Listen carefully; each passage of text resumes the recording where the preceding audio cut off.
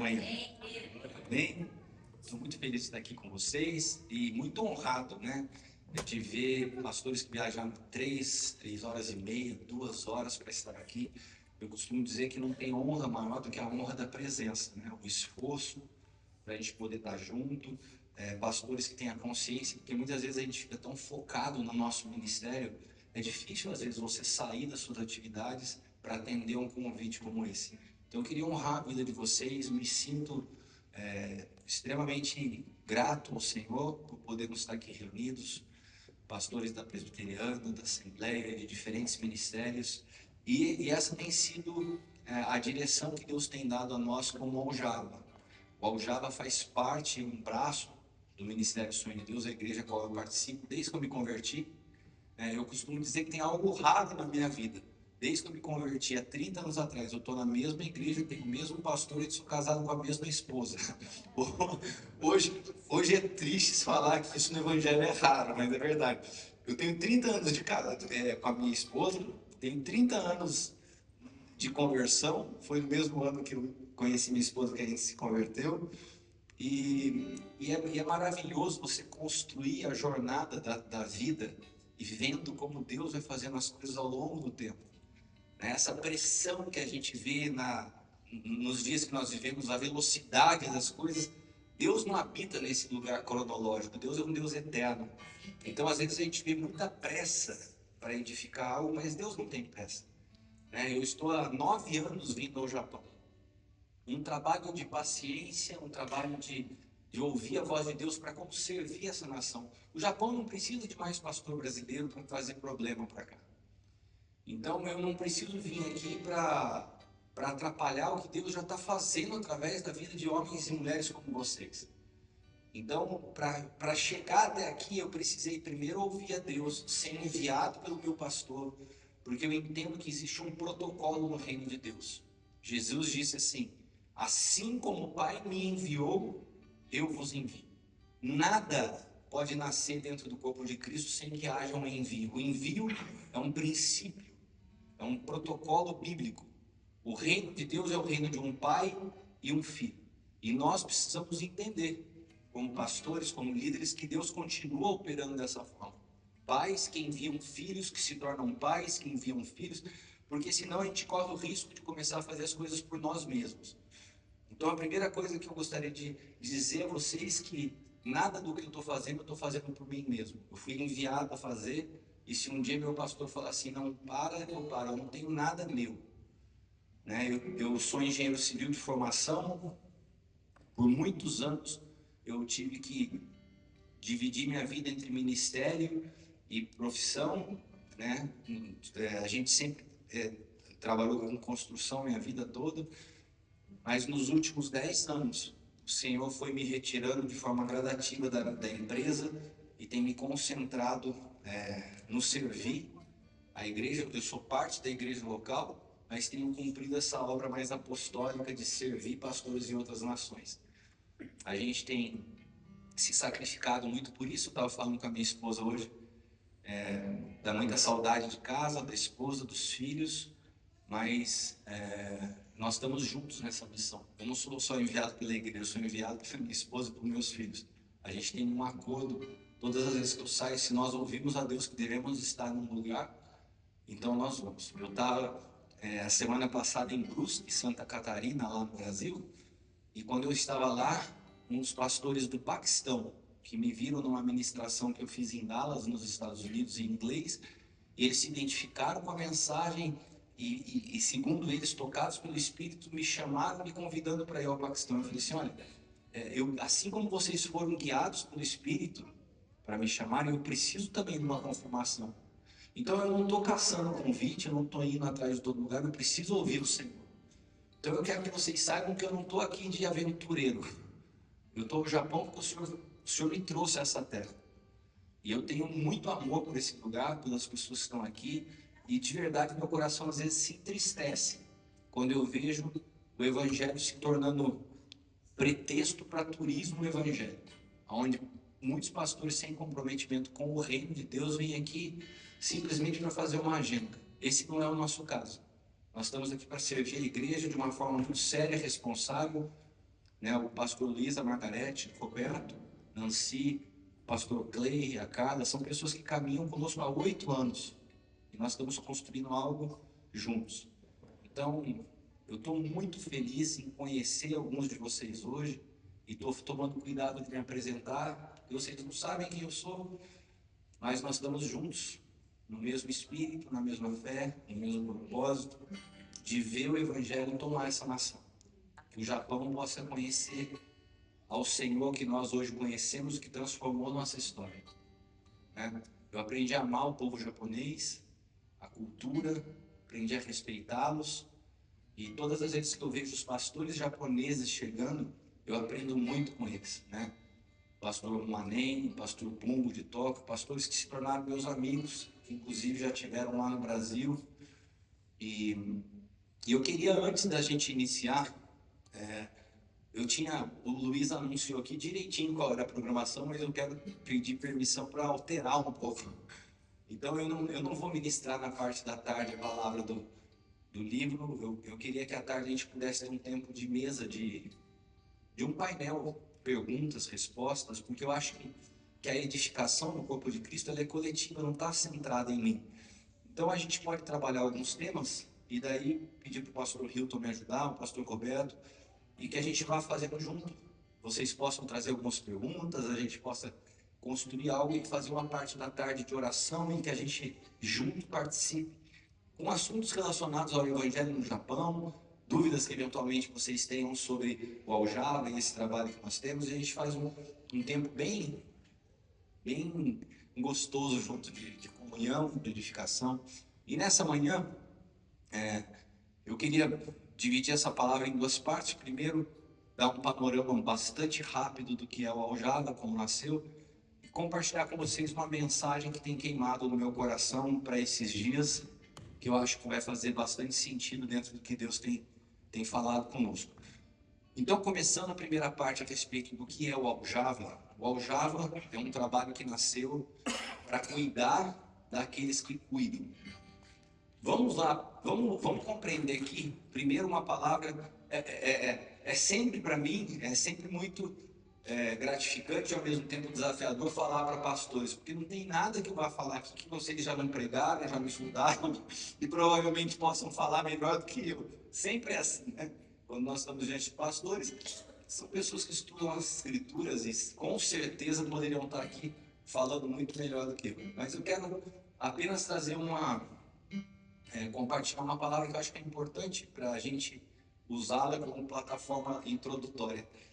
Quando nós vemos a Bíblia, a palavra Nova Aliança, ela não é uma palavra exclusiva do Novo Testamento, né? Desde Gênesis, quando a queda de Adão requer que Deus, então, promova uma aliança com o homem para construir um caminho de restauração, de resgate. Então, Deus estabelece uma aliança com Adão. Depois ele renova uma aliança renova uma aliança com Abraão, depois tem uma aliança com Moisés, depois tem uma aliança com Davi, e todas as vezes que a palavra aliança aparece no Antigo Testamento, a palavra na Bíblia original, para essa palavrinha que vem traduzida ao português, é a palavra barit, que se a gente fosse traduzir ao pé da letra o significado de barit significa contrato, né? E vocês sabem muito bem o que rege um contrato. O contrato é um acordo entre duas partes, onde cada uma das partes tem que cumprir suas responsabilidades para ter direito a algo. Sim ou não? Então, por exemplo, se o Luiz alugou essa sala e tivesse que eventualmente fazer um contrato com essa instituição, qual ser esse contrato? O Luiz vai pagar algo, vamos dizer assim, eu sei que aqui é um espaço público, mas imagina que fosse um lugar alugado com contrato. Você vai pagar algo, então a sua responsabilidade é fazer o pagamento. E a responsabilidade deles é de entregar esse lugar para o uso de um dia. Você tem algumas regras. Você não pode trazer comida aqui para dentro, tem algumas coisas que você não pode fazer. Se você cumpre tudo direitinho, você não tem penalidade. Se você descumpre, você tem penalidade. É exatamente a base do Antigo Testamento. No Antigo Testamento, a base é barit, contrato, meritocracia, lei. Eu faço para ter direito. Se eu não faço, eu tenho punição. Bênção e maldição. Escolhe o que você quer. Isso é barite. E todas as vezes que Deus renovava o barite, ele usava a palavra neobarite. Neobarite é um novo contrato, é uma atualização do contrato. Porque a palavra neo não é nova. A palavra neo é a atualização de algo já existente. Então, se você tem aí, por exemplo, na tua mão um iPhone, se o seu iPhone é o 17, ele é uma versão atualizada do 16, porque já existe. Agora, se eu falar para vocês assim, olha só, a Tesla lançou um celular inédito, nunca visto. Você não só vê o rosto da pessoa, mas você teletransporta. A pessoa sai de onde está e entra por dentro do celular. Assim, nunca vi. Isso daí não é neo, isso é kainon. Kainon significa novo no que diz respeito a inédito, jamais visto. Quando Jesus chega na ceia e ele faz uma proposta para os seus discípulos, eu vou estabelecer com vocês uma nova aliança. Ele não usa nem a palavra barite, contrato, nem a palavra anel. Ele usa a palavra kainon, inédito, jamais visto. E ele usa a palavra diateque. Sabe o que significa diateque? Não é contrato. A palavra diateque significa testamento. Ou seja, a palavra nova aliança que Jesus usa não tem nada a ver com o que aconteceu até aqui. Não é uma atualização de Moisés, não é uma atualização de Davi, não é uma atualização de Abraão, não é algo inédito que nenhum desses homens puderam ver nem desfrutar, porque não requer mais o esforço do homem para cumprir uma regra. Quando ele fala assim, é inédito e é um testamento, diferente de um contrato, qual que é a principal diferença de um testamento e um contrato? Contrato você tem que cumprir regras para ter direito. Testamento, para você ter direito, você só precisa de uma coisa: ser filho. Só que você tem que ser filho maduro, porque se você for uma criança, enquanto você é criança, você precisa de um tutor para cuidar da tua vida até que você alcance a estatura de maturidade suficiente para herdar tudo que o testamento te deu. Então Jesus inaugura algo inédito. Só que nós, como igreja, por muitas vezes temos uma falta de compreensão, de clareza das Escrituras. A gente mistura antiga aliança com nova aliança. A gente impõe sobre as pessoas uma meritocracia. Olha, se você cumprir isso, isso e isso, você tem direito a algo. Para você ser salvo, você precisa cumprir esses... E cada denominação dentro do cristianismo coloca um montão de regras que não existem dentro da nova aliança. Por quê? Porque é um testamento. Agora, ao mesmo tempo que parece simples, é complexo, porque ser filho é mais difícil que você pode imaginar. Principalmente na geração que nós vivemos. Aqui eu estou percebendo assim, de bater o olho, a gente está numa média aqui, um público de 40 a 60 anos de idade. A nossa geração viveu com menos intensidade que essa geração está vivendo, que é uma orfandade instalada e generalizada. Mais de 80% das crianças registradas hoje no Brasil têm algum nível de orfandade. Ou porque seus pais não colocaram seu nome no registro, ou porque muitas vezes os seus pais estão dentro de casa, mas são pais só nominais, mas a sua vida, o seu comportamento não é de pai. Briga, confusão, divórcio, adultério, bebida. Ou seja, o desenho bíblico de um pai que fosse um modelo, que fosse um representante da figura de Deus, para transmitir ao ser humano o entendimento de que nós somos filhos, quando essa figura se ausenta, o pai é o primeiro referencial de Deus que nós temos na vida. Se essa figura de pai para a gente foi confusa, foi embaçada, a gente tem muita dificuldade de entender Deus como pai. Então, ao mesmo tempo que o Novo Testamento, a graça somos filhos, temos direito a algo, quando você é órfão, você passa uma vida inteira tentando provar seu valor. Quando você é órfão, você passa uma vida inteira lutando para ser aceito, porque o órfão carrega dentro de si um espírito horrível de rejeição. E se eu falar para você que de uma medida maior ou menor, todos nós carregamos um grau de orfandade, porque todos nós não viemos de lares perfeitos, nossos pais não foram pessoas exatas. Eu posso dizer que meu pai bateu na trave, porque pensa num pai incrível até hoje. Eu sou uma pessoa privilegiada no sentido de que meu pai natural e meu pai espiritual, meu pastor, são pessoas maravilhosas, com quem eu convivo muito bem. Mas eu posso afirmar para vocês que isso é raro. Cuidando hoje de pastores há mais de 15 anos, quantos pastores estão fazendo do púlpito o seu lugar de aceitação? Porque a vida inteira não foram aceitos por seus pais, porque a vida inteira não se sentiam na sua identidade pessoas plenas, resolvidas. Então eles procuram o púlpito para se autoafirmar. E quando você faz isso, você deixou de ter o alvo do evangelho, servir ao Senhor, e passou a usar o evangelho como uma plataforma para curar suas próprias feridas. E como eu falava dessa faixa etária aqui, que nós estamos de 40 e 60, olha que interessante. Quais são os super-heróis da nossa época? A Marvel, de caso pensado, não foi acaso. Ela pega, depois do pós-guerra, uma geração que lidou com a ausência do pai dentro de casa, e ela começa a construir subjetivamente uma mensagem para esse público. O que você vê de comum no Homem-Aranha, no Batman, no Superman, no Hulk? Gente, olha que loucura. O Batman, órfão. Homem-Aranha, órfão. Hulk, órfão. Os heróis da Marvel. Se você pegasse um que fosse órfão, você falaria, coincidência. Por que será que eles criaram todos os heróis órfãos? Qual a mensagem subliminar que você passa para uma geração? Você não precisa ter pai para ser forte. Você não precisa ter pai para ser aceito. Você não precisa ter pai para fazer algo bom para a sociedade. Só que isso ficou no nosso subconsciente coletivo.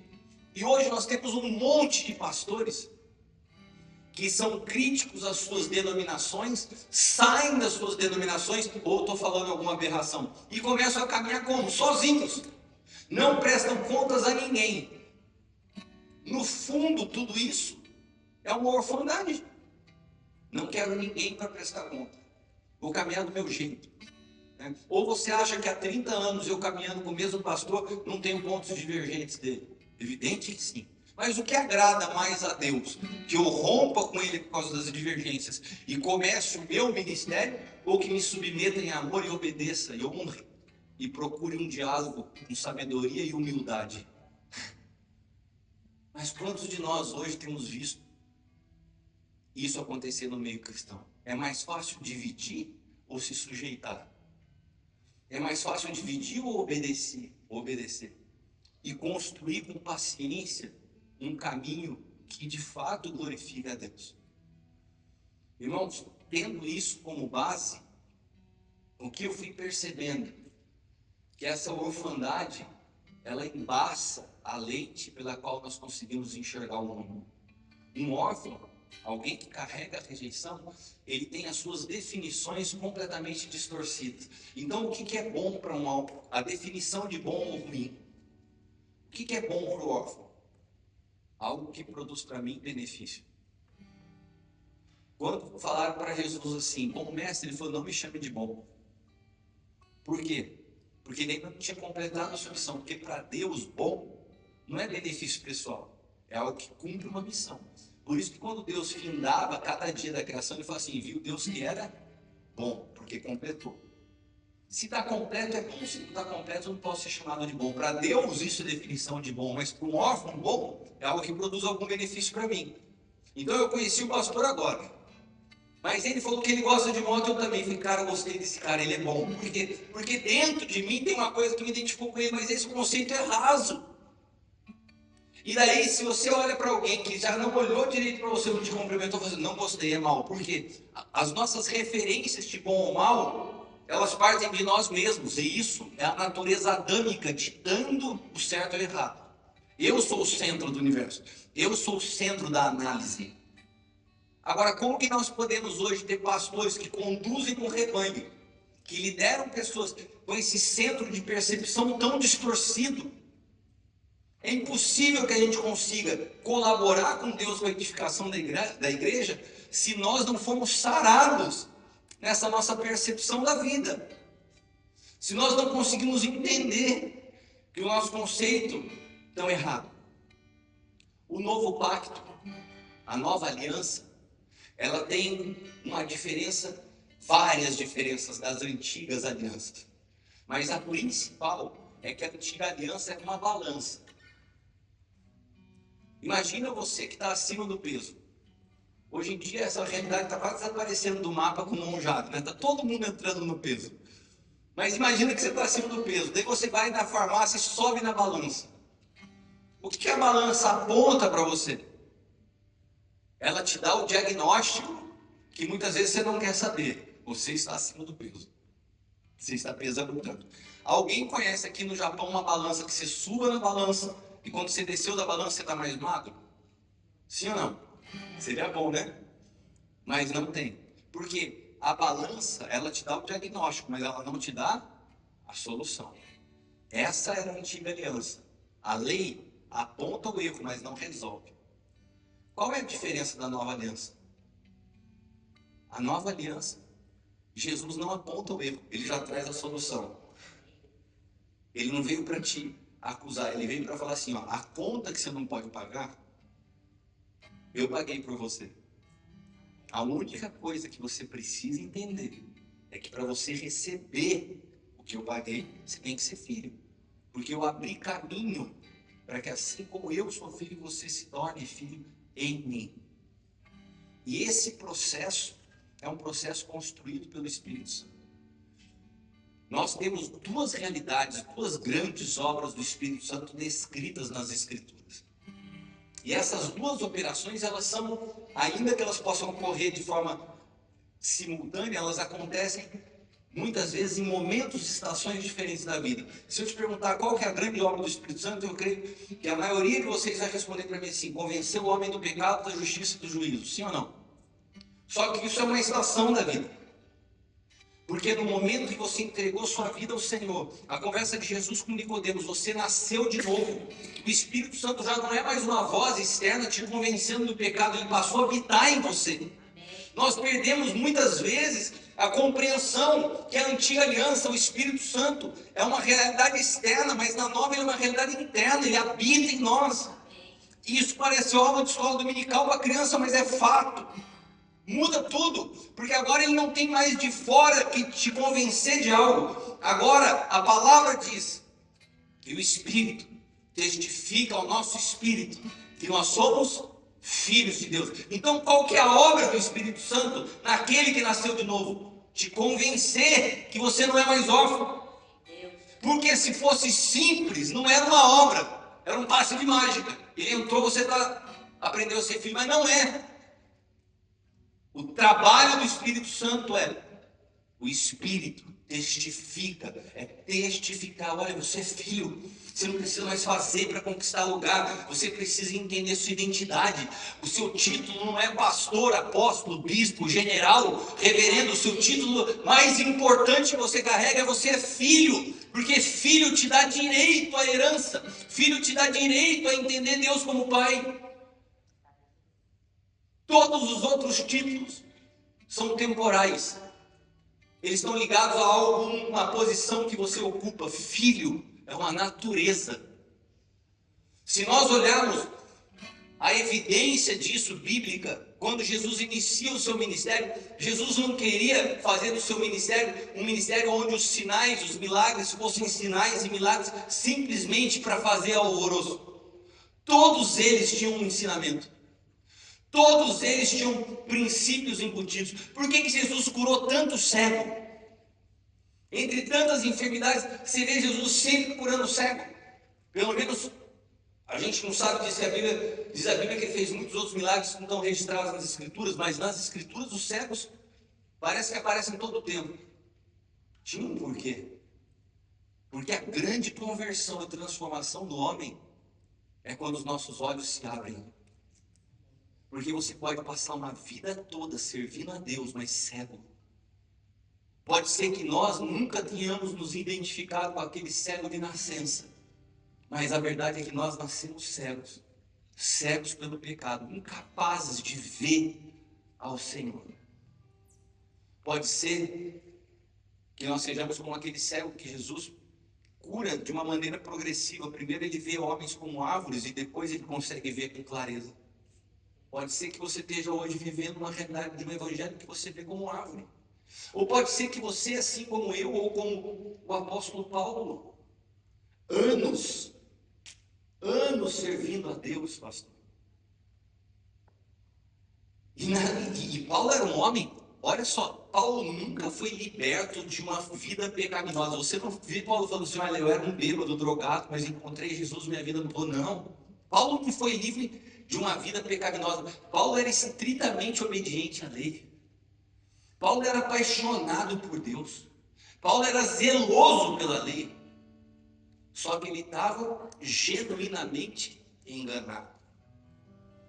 E qual que é a grande conversão de Paulo? Seus olhos se abrem e ele pôde ver a tragédia da religião que ele carregava. Achando que agradava a Deus, ele matava os seus irmãos.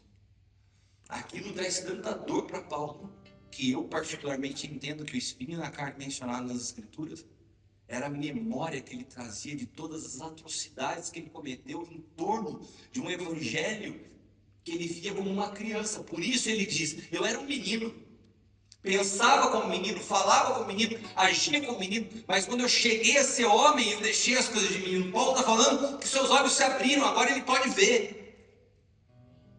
Pode ser que nós tenhamos, assim como Paulo, uma história dentro do evangelho. Pode ser que nós tenhamos sido criados aos pés de Gamaliel, apaixonados pelas Escrituras, mas genuinamente enganados, porque nunca conseguimos ver a Cristo. Eu tenho encontrado ao longo desses anos pastores, homens de Deus com coração dedicado, rendidos, mas completamente escravizados pela religião. Porque não conseguem ver. E a grande transformação do ser humano vem quando os olhos se abrem. E você consegue ver ao Senhor no meio de todas as situações. Seus conceitos de certo e errado mudam. Seus conceitos de sucesso e fracasso mudam. Esses dias eu estava aconselhando um pastor e ele, muito triste, virou para mim e falou assim, Cristiano, desde a pandemia minha igreja não é mais a mesma. Hoje eu tenho apenas 20 pessoas e a igreja não cresce. Daí eu fiz uma pergunta para ele, falei, quantos filhos você tem, pastor? Ele falou assim, eu tenho 2 filhos. Eu falei, por que você não tem mais? Por que você não tem 10 filhos? Ele olhou para mim, tipo assim, ele me olhou com uma cara assim, o que tem a ver a sua pergunta com o que eu estou falando? Estou falando que a igreja não cresce, que eu estou triste, tem 20 pessoas que no domingo a cadeira estão tudo vazia, e você me pergunta quantos filhos eu tenho? Ele não falou isso, mas eu entendi pela cara dele. Eu falei assim, por que você não tem 10 filhos? Ele ficou me olhando. E tá bom, pastor, eu acho que o senhor não me entendeu, eu vou fazer outra pergunta. Por que você não tem 5 filhos? Ele não me respondeu, continuou me olhando. Bravo. Eu falei, por que você não tem 3 filhos? Quando eu falei, por que você não tem 3 filhos? Ele respondeu bravo para mim. Porque criar filho dá trabalho, Cristiano. Eu falei, por que dá trabalho em criar 3 filhos e você está reclamando de ter 20 pessoas dentro da igreja? Você entende a igreja como um aprisco ou você entende a igreja como uma casa paterna? Você acha que cada pessoa que entra lá não é responsabilidade de ser cuidada como um filho ou você está cuidando de bando? Porque ou a gente entende que Jesus usa a analogia de ovelha só para a gente entender o contexto, mas Paulo, ele aperfeiçoa a palavra e nos dá clareza porque ele chama todos os seus discípulos de filhinhos. Filhinhos, por quem novamente tem dores de parto até que Cristo seja formado em vós. Paulo não via as pessoas como número. Paulo não via as pessoas como ovelhas. Paulo via as pessoas como filhos. Por quê? Porque os seus olhos se abriram.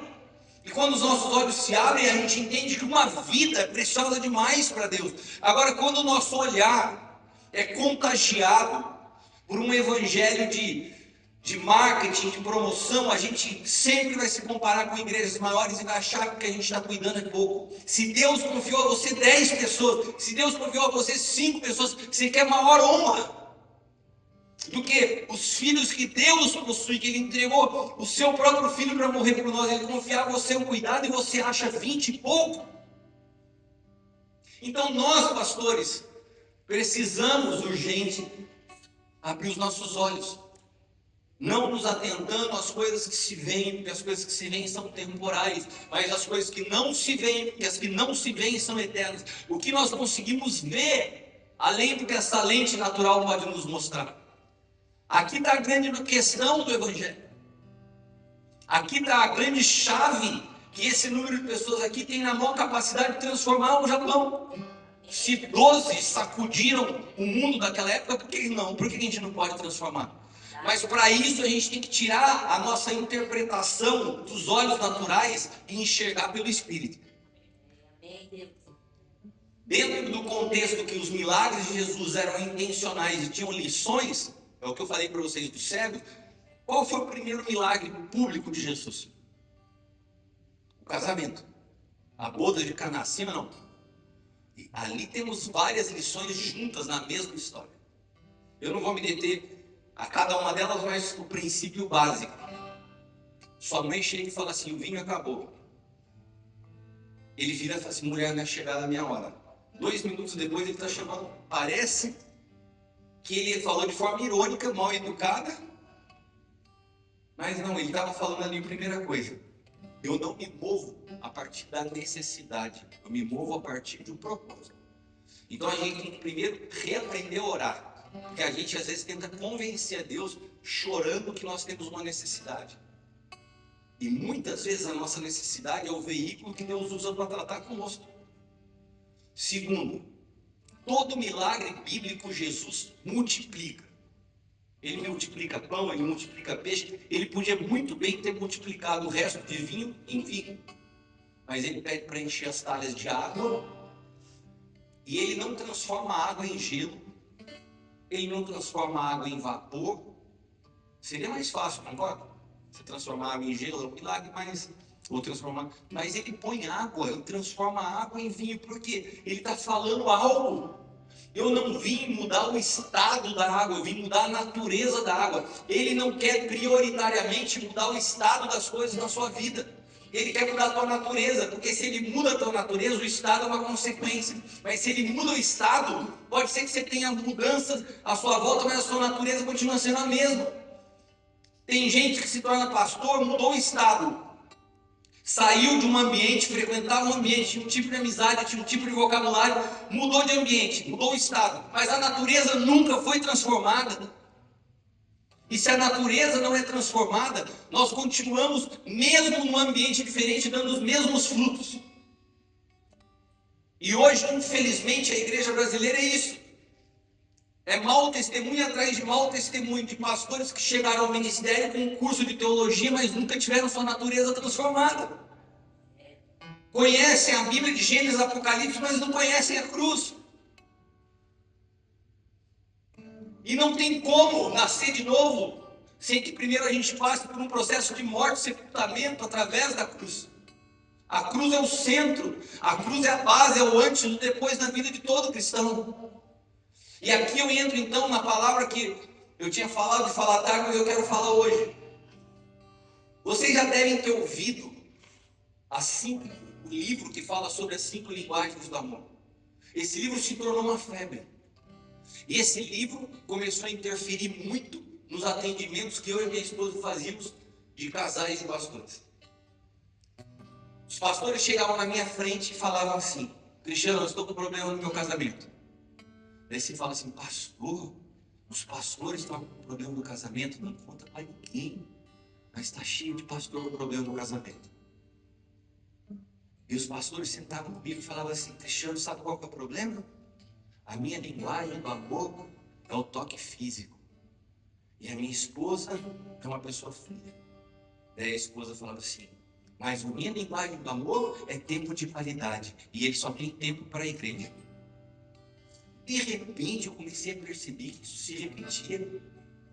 De aconselhamento em aconselhamento alguém citava as 5 linguagens do amor. Alguém aqui já viu falar das 5 linguagens do amor? Sim ou não? Eu estou falando algo novo para vocês. Responde para mim, por favor, vocês estão muito quietos. Vocês conhecem? Eu vou repetir para quem não sabe. Esse livro diz que existem 5 linguagens do amor. palavras de afirmação. Então tem gente que a linguagem do amor ela valoriza elogios, palavras de incentivo, bilhetinho carinhoso, declarações verbais de afeto. Tem outro tipo de pessoa que fala que amor é tempo de qualidade. Foca na atenção, conversas profundas, atividades juntos. Outro é toque físico, contato físico, abraço, beijo, andar de mão dada. Atos de serviço, ações práticas que facilitam a vida do outro, como cozinhar, limpar a casa ou fazer concertos. 4, presentes. Mais que o valor material, mas um gesto de ser lembrado, esforço para encontrar ou fazer algo que você dê materialmente como presente para a pessoa. Quando eu fui estudar essas linguagens do amor, o Espírito Santo começou a falar profundamente comigo. A primeira coisa que o Senhor me falou, qual que é a definição de amor na Bíblia? Porque como eu falei para vocês, o fato da nossa lente estar embaçada, o fato da gente conceituar as coisas a partir de uma orfandade, que centraliza toda a interpretação do mundo em nós mesmos, o nosso conceito de bem, mal, errado, de sucesso, fracasso, errado, o conceito de amor também, né? Então, aonde nasce esse conceito de amor? Nasce com a natureza adâmica caída. Você tenta interpretar amor a partir daquilo que você quer receber. Isso não existe. Qual que é a definição bíblica de amor? Deus é amor. Se Deus é amor e Cristo é a expressão do amor de Deus, aonde que eu vou conhecer o amor de Deus? Na manifestação do Filho. E através do Filho, e nós vamos acompanhar juntos nessa manhã, quais as definições e expressões do amor de Deus através do Filho. E você vai ver que quando você começa a entender isso, essas 5 linguagens se tornam completamente superficiais, supérfluas, incabíveis. Mas elas estão hoje no linguajar de muito cristão dentro da igreja. Muita crise no casamento, porque a tua linguagem não é a minha. E daí, quando você já não ouve assim, o amor acabou. Como que o amor acaba se Deus é amor? Você está me falando que Deus acabou? Não quis dizer isso. Mas a Bíblia diz que Deus é amor. Então, se nós não conseguimos ajustar, se nós não urgentemente ajustarmos as nossas definições, a gente vai começar a ver as mesmas raízes permanecendo e a gente vai tentando tratar o que está acontecendo só na ponta, no caule, nos galhos, sem tratar com profundidade as raízes dos problemas.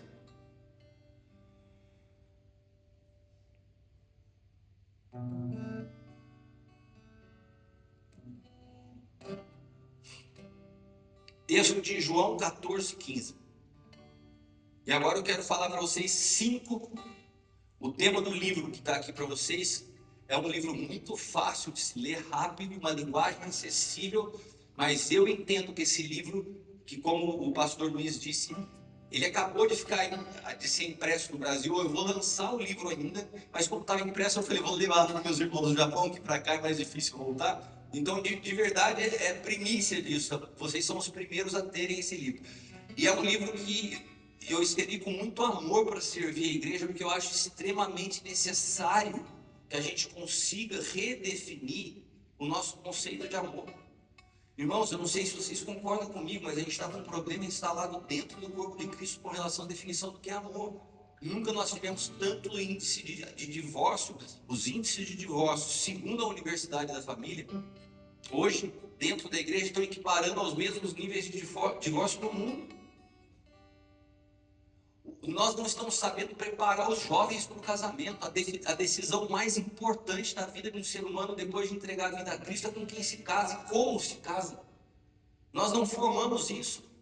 Foi feita uma entrevista, não vou citar o nome da igreja no Brasil, uma igreja bem grande. 80% dos jovens dentro dessa igreja tendo relações sexuais com as suas namoradas. A gente parou de falar da base da edificação que é o casamento. A base da expressão de Deus para a sociedade. Não tem como você transformar uma sociedade se você não transforma as famílias que compõem essa sociedade. O Japão vive uma crise familiar. As famílias do Japão estão despedaçadas. Agora, como nós queremos servir esse povo, se nós não redefinimos a nossa fundamentação de amor e o que está acontecendo com as nossas famílias como cristãos? Não adianta ter uma incoerência da pregação do evangelho que nós liberamos através das nossas mensagens, daquilo que a gente vive dentro de casa. João 14,15 diz assim: se vocês me amam, guardarão meus mandamentos. Então a primeira expressão do amor que o Filho revela é que amor não é toque físico, amor não é tempo de qualidade, amor é obediência. Se eu amo, eu obedeço. Jesus revela que amar não é apenas declarar, é ser alinhado. Eu não faço nada por mim mesmo, faço só a vontade do meu Pai. Cara, isso aqui é expressão de amor. A obediência não é sinal de religiosidade, é manifestação de filiação. Todo filho entende o que é correção. Meu filho, quando era pequeno, 10 anos de idade, eu me abaixava, ficava na altura dele, ficava assim de joelho e falava assim: ó, você vai ficar de castigo e eu vou te corrigir agora, mas eu quero te dizer uma coisa, eu te amo, filho. Olhar na carinha dele, porque eu amo você, porque eu te amo, eu vou te corrigir. E ele dava umas palmadas no bumbum dele. Meu filho está com 23 anos, se casou no mês passado. Nunca teve dificuldade de entender que quando eu o corrigia é porque eu o amava. Nunca. Porque ele cresceu com aquilo inculcado na cabeça. Meu pai também corrige porque ele me ama. Agora eu tenho um pastor que eu cuido da região lá de Taubaté, que cresceu sem pai. Ele foi procurar um dia o pai, já mais velho. O pai falou: por que você veio atrás de mim? A gente não tem relação, não tem nem amor. Aquele cara só foi acentuando o seu grau de rejeição e orfandade, mas é pastor hoje. E às vezes ele comete alguns erros à frente da igreja, e como eu cuido dele, ele vem falar comigo e eu corrijo ele. Sabe o que acontece? Ele fica triste. O Cristiano não me ama. Eu gostaria muito que o Cristiano me trotasse como ele trata o Roberto. Um homem de 50 anos. Mas por quê? Porque no entendimento dele, correção não é expressão de amor. Eu tive que sentar com ele, ler junto com ele esse texto. Eu falei assim: sabe por que eu te corrijo? Sabe quanto tempo você caminha comigo há 10 anos? Eu demorei 8 anos para te corrigir. Porque quando você corrige alguém e a base não é amor, essa correção machuca. Então primeiro você tem que construir uma base de amor, para depois você corrigir. Eu falei para ele: eu pensei que depois de 8 anos nós tivéssemos construído uma base de amor, e por isso eu te corrijo, porque eu te amo. E esse rapaz hoje está avançando de uma forma gradativa, mas é um desafio. Por quê? Porque nunca entendeu que amor vem junto com correção. Agora você consegue entender a distância do que Jesus está falando para essas 5 linguagens de amor popular? Você consegue entender isso? Mas vamos seguir. Hebreus 12:6. Porque o Senhor corrige a quem ama e castiga todo filho a quem aceita. Então, se a primeira linguagem é obediência, né, Jesus fala, a segunda que praticamente eu já expliquei junto, a segunda é correção. O amor não é permissivo, ele não apenas aceita, ele transforma. E Davi, por exemplo, é uma expressão disso. O amor de Deus por Davi não estava baseado nos erros ou acertos de Davi. Davi, quem que você acha que estava mais preparado para ser rei? Saul ou Davi?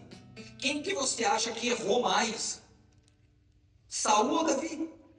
Olha, qual que foi o grande pecado de Saul?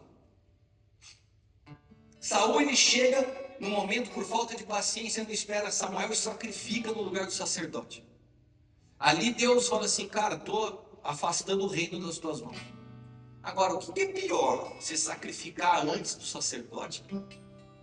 Ou você crescer o olho para a esposa do seu general, armar uma situação para se deitar com ela?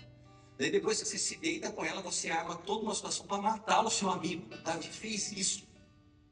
E Atos 13, no livro de Atos capítulo 13, fala assim: encontrei em Davi, filho de Jessé, um homem segundo o meu coração, capaz de fazer toda a minha vontade. Parece uma loucura. Como que Deus fala isso de Davi, que cometeu essa atrocidade, e Saul foi rejeitado? Qual que é a diferença dos dois? Saul era obstinado. Se o profeta Natan chegasse diante de Saul e falasse assim, sabe aquela historinha que ele contou para Davi? Um cara tinha só uma ovelhinha no rebanho, então o rei chegou e pegou a ovelhinha dele.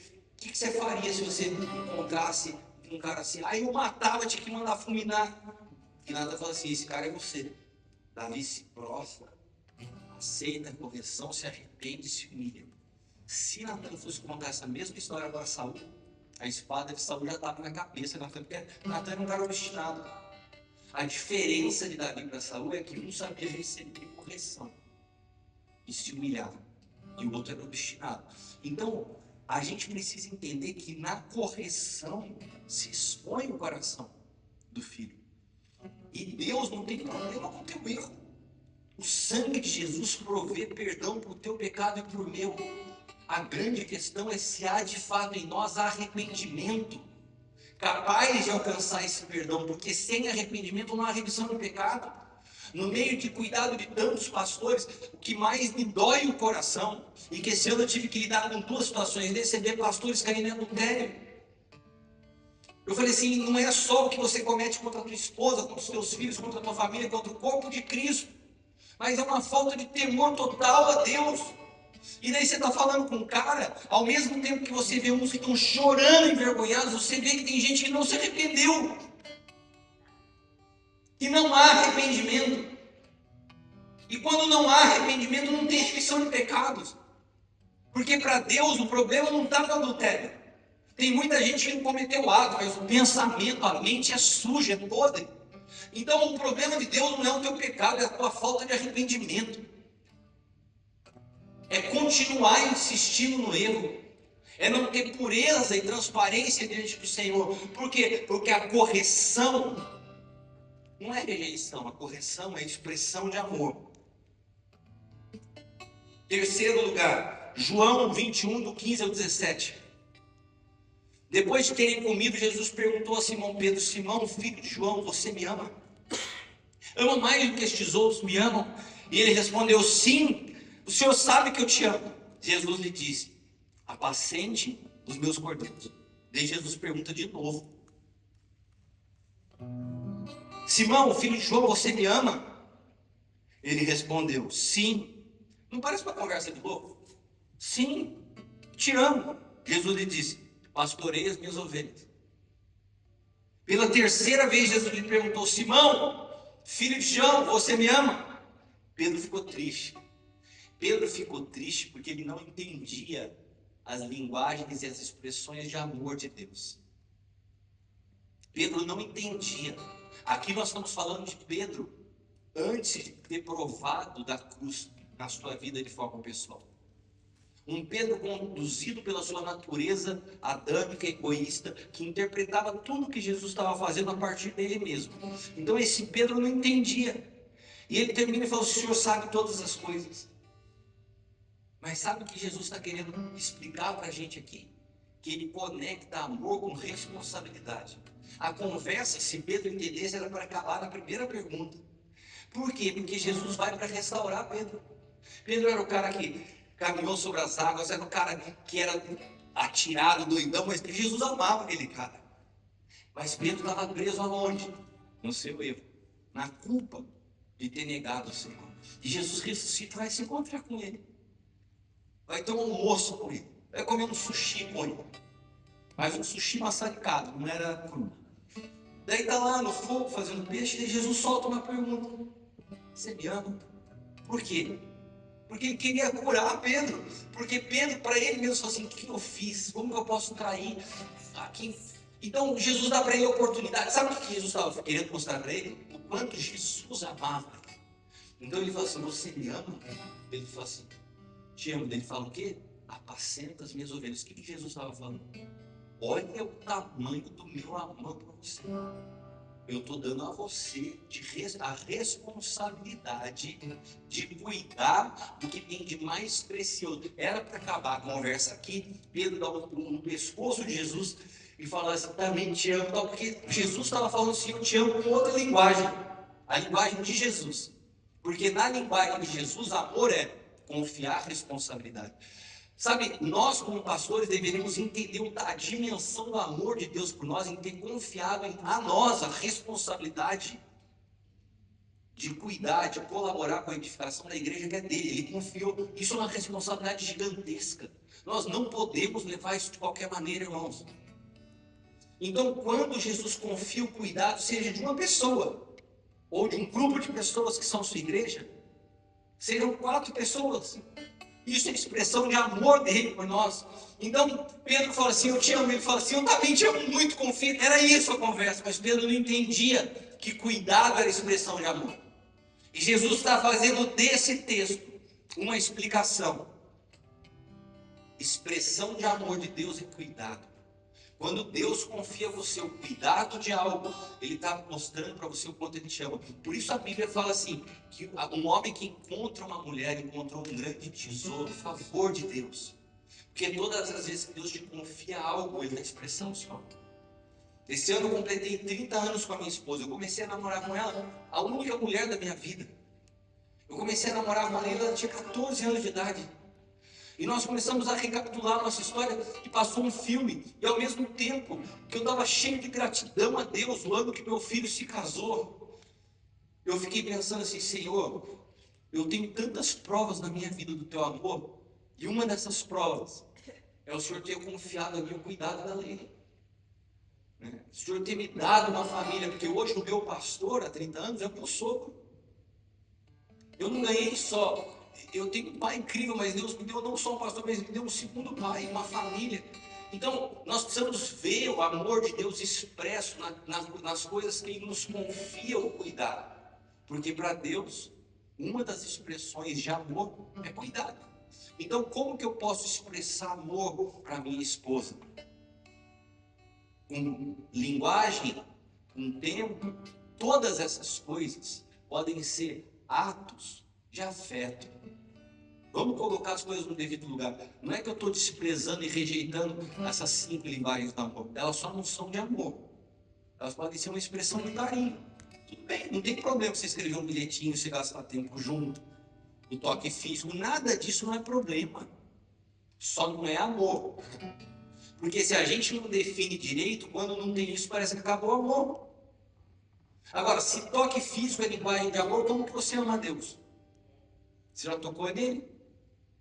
Se presente é linguagem de amor, como que você faz, como aconteceu comigo quando a minha empresa entrou em recuperação judicial, que eu não tinha dinheiro para pôr gasolina no carro. Daí você não compra mais presente para sua esposa, acabou o amor? Porque a tua linguagem é só presente.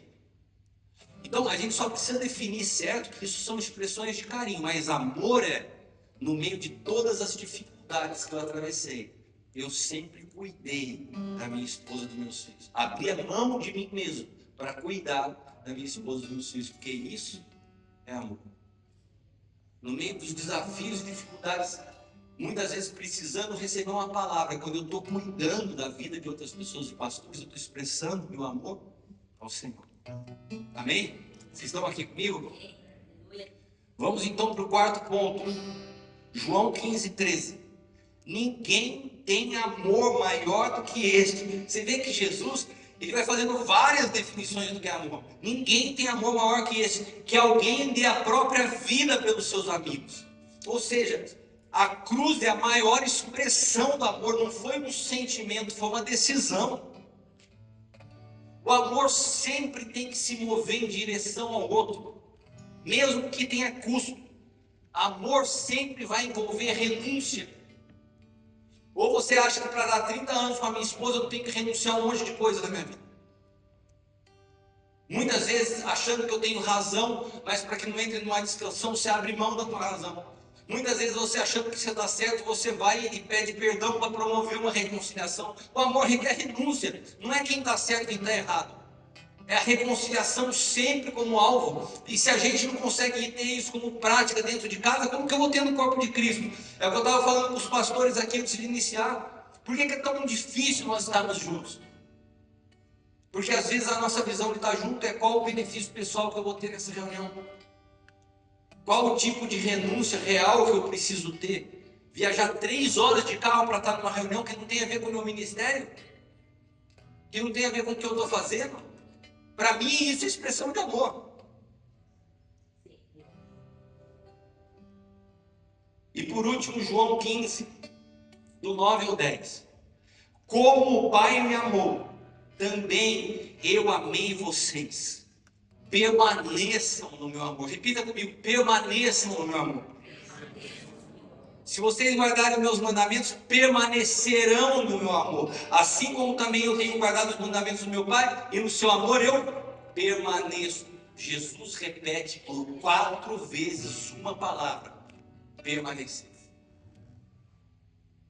O amor do Pai é constante, não é circunstancial. Nós precisamos aprender que amor é permanecer. O amor não abandona processos. Deus não ama por etapa, Ele ama por natureza. Deus não ama por benefício, Ele ama por quem Ele é. Permanecer quando tudo parece difícil revela maturidade, porque a aliança vale mais do que conveniência diante do Senhor. O amor verdadeiro não é testado quando tudo vai bem, mas o amor verdadeiro é testado quando tudo pede desistência e você decide permanecer. Isso é amor. O amor precisa ser expresso nas nossas vidas como igreja, como corpo de Cristo, como pastores, como líderes. Nós precisamos, o mundo precisa conhecer o Senhor através do nosso amor, mas esse nosso amor só pode ser expresso quando nós entendemos, como igreja, de fato que é amar. Nós não podemos mais seguir correndo por uma denominação, seguir correndo pelos interesses pessoais. Nós precisamos ter uma visão mais ampla do corpo de Cristo. Nós precisamos ter uma visão mais ampla, uma visão apostólica sobre essa nação, por exemplo. O que nós estamos fazendo aqui? Qual a responsabilidade que nós temos? Quando nós estamos juntos, nós conseguimos expressar esse amor. Mas quando nós nos dividimos, nem os próprios japoneses conseguem entender a igreja brasileira. O que acontece com esses pastores que um fala mal do outro, não se entendem? Nós precisamos ser expressão do amor de Deus para essa terra. Eu falo nós porque eu me sinto nessa mesma comissão junto com vocês. E a tarde e o dia de hoje, eu entendo como um despertar. Até o pastor me falou assim: Cristiano, por que vocês não divulgaram mais? Eu falei assim: eu até acho que a gente pode fazer isso ano que vem, divulgar mais. Mas para mim esse ponto de hoje é muito profético. Deus precisava trazer quem Ele queria trazer. Não foi uma divulgação que te trouxe até aqui. Pode ser que o que tenha te trazido até aqui foi o amor que você tem pelo pastor Luiz. Foi o convite desse homem, mas eu creio que quem te trouxe até aqui foi o Espírito por um propósito. Cada um de vocês estão aqui, porque Deus quer começar a edificar algo. E todas as vezes que Deus quer edificar algo, não tem alvoroço, não tem multidão.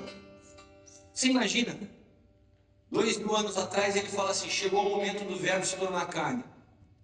Se eu sou Deus, eu alugava o estádio no Maracanã e fazia Jesus descer num disco voador, um show de luzes e tal. Olha só, o mundo inteiro, transmissão simultânea ao vivo. Jesus nasce numa manjedoura. O lugar que ele estava não tinha hospedagem. Ele não nasceu no melhor hospital, não nasceu no hotel 5 estrelas. Do lado de jumento, do lado de feno. Quem conseguiu identificar que ali estava nascendo o Salvador? 3 homens puramente proféticos que, olhando e contemplando o céu, conseguem ver o sinal. A gente só consegue enxergar o que Deus está fazendo se a gente tem tempo para contemplar Ele em cada sinal que Ele nos dá. E temos a disposição de sair da nossa zona de conforto para ir em direção e chegar lá e contemplar o Filho de Deus. No meio de uma de uma época tão acelerada. Eu sei que o Senhor está nos desacelerando para que a gente possa ver que para Deus algo poderoso está acontecendo no dia de hoje. Isso aqui pode ser só uma manjedoura, sem uma expressão visível aos olhos da igreja mundial, mas que eu tenho convicção no meu espírito que Deus está produzindo algo dentro de você, dentro de mim. Eu sinto no meu espírito que Deus está começando algo diferente.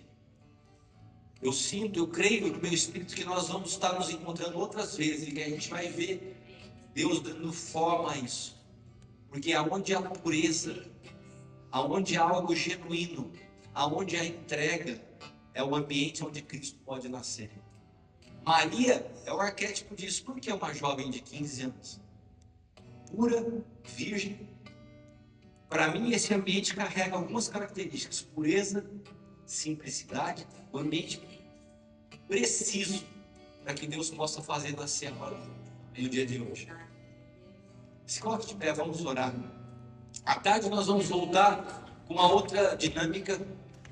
Nós queremos ouvir um pouco o pastor Roberto, o pastor Hilton, e depois ter um tempo para perguntas, uma edificação juntos. Mas eu queria ter um tempo de oração nessa manhã, te desafiar e te encorajar a adquirir esses livros que eu trouxe poucas unidades, são os primeiros. Mas esse livro tem bem explicado aquilo que eu preguei agora para vocês. A mensagem que ele contém é aquilo que eu falei agora. Pai, nós queremos te dar graça nessa manhã. Eu quero te agradecer pela vida de cada um dos teus filhos que o Senhor trouxe de tão longe para que nós pudéssemos estar reunidos nesse lugar. Nós queremos nos render à voz do teu Espírito. Tira do nosso coração todo preconceito, toda barreira, todo sofisma, tudo aquilo que nós carregamos. Abre os nossos olhos, limpa a nossa visão, para que possamos olhar e enxergar como o Senhor vê. Pai amado, que seja um tempo novo sobre essa região, que seja um tempo novo para a igreja no Japão. Pai amado, não porque nós estamos fazendo algo, porque entendemos que há evidências proféticas que o Senhor está fazendo algo nessa terra. E esses homens que já estão há anos dedicando suas vidas a essa nação, que possam começar a ver os frutos de sementes que foram lançadas décadas atrás. Que nós possamos ver a igreja avançando de forma unida, pura, com a natureza correta. Nos leva a essa experiência com a cruz para rompermos com toda a nossa natureza egoísta e pessoal. Gera em nós esse espírito coletivo daqueles que nasceram de novo, uma visão limpa, clara, e que o teu Espírito possa testificar ao nosso espírito a realidade do que é ser teu filho. Restaura em nós a consciência da paternidade, o entendimento que nós não podemos caminhar sozinhos, que nós, pastores, precisamos ser pastoreados, porque esse é um protocolo divino. Pais que enviam filhos, que se tornam pais, mas continuam sendo filhos, e que assim nós possamos ser uma expressão exata do teu amor. Aqueles que ainda não te conhecem, há uma sociedade como a sociedade japonesa que carece de famílias alinhadas, que as nossas famílias possam ser um testemunho, que possa haver coerência da nossa mensagem com a nossa vida, e que assim nós possamos, Pai amado, ser colaboradores da transformação que o Senhor quer produzir no Japão, na Ásia e em todas as nações. Obrigado por essa manhã. Que todos nós possamos sair daqui com uma medida maior de luz e de entendimento daquilo que o Senhor espera de nós. Que nós possamos estar nesse momento de almoço meditando, refletindo e voltarmos aqui nessa tarde para seguir sendo edificados pelo Senhor e compreendendo com mais clareza o que o Senhor quer fazer através das nossas vidas. Obrigado, Senhor, em nome de Jesus. Amém. Você pode aplaudir o Senhor. Glória a Deus. Pastor Luiz.